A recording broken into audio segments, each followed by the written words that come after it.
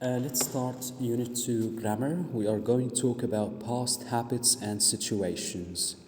And the idea is when we talk about something that happened in the past or something that you used to do in the past and you stopped doing it, we can use used to. And used to expresses past habits or states that does not happen now. And for example, when I say boys and girls used to go to different schools, now they don't, but this is something that happened in the past. It was like a habit, and nowadays it does not happen anymore. How can I make a question? Did you used to have long hair? I say, yes, I did.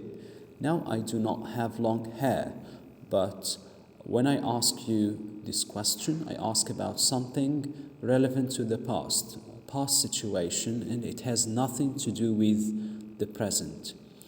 Didn't used to express current habits or states that did not happen in the past. And for example, people didn't used to drink bottled water. Nowadays, we drink bottled water. But in the past, people didn't used to. So I can say it wasn't a habit.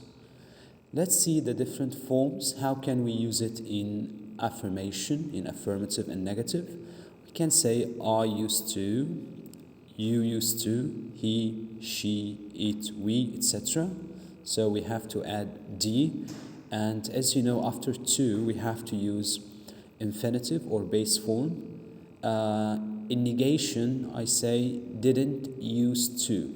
And kindly notice that after didn't, we cannot say didn't used to, because didn't is followed by infinitive. So I can say I didn't used to, she didn't used to, it didn't used to, etc. How can I form a question and short answers? That's easy. Did I, did you? So we start with did as a helping verb plus subject like you, he, she, it, we, they, or it can be someone's name. So did you used to live here? And when I answer, I can say yes, I did, no, I didn't. Typically, in the way we make past simple questions. I remember I told you that we can say used to, and used to is a short form for used to. So in conversational English, we don't have to say I used to, but simply we can say I used to. I used to go to bed at 8 o'clock. Okay. Now, let's move to telling stories about past, because the main purpose is we can use past tense to talk about past situations.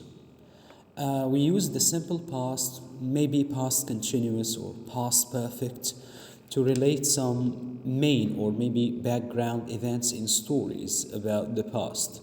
So let's see that. How can we do that? We use the simple past to describe the main events of a story. For example, Giorgio Armani studied medicine in his 20s. Later, in the 1960s, he became a fashion designer. So, if you notice here, we have two past actions. And first, he studied medicine in his 20s, and then later, in the 1960s, he became a fashion designer. So the two verbs studied became. So here we have past simple, past simple. How can we use the past continuous? The idea is we use past continuous to give background information about events that happened at the same time as one or more of the main events. Let's see. Marie Curie received her second Nobel Prize in 1911 while she was working at Sorbonne University. So here we have two actions. First action is the action of receiving her second Nobel Prize. And if I ask you, when did it happen? You can say it happened while she was working at Sorbonne University. We use the past perfect to give information about background events that happened before main events. When Mozart died in 1791, he had written more than 600 pieces of music. He was only 35 years old. So here, can I ask you a question? What happened first? Of course, he wrote more than 600 pieces of music. Then he died in 1791. So here we have an older action, which is writing more than 600 pieces of music, and then passing away or dying in 1791.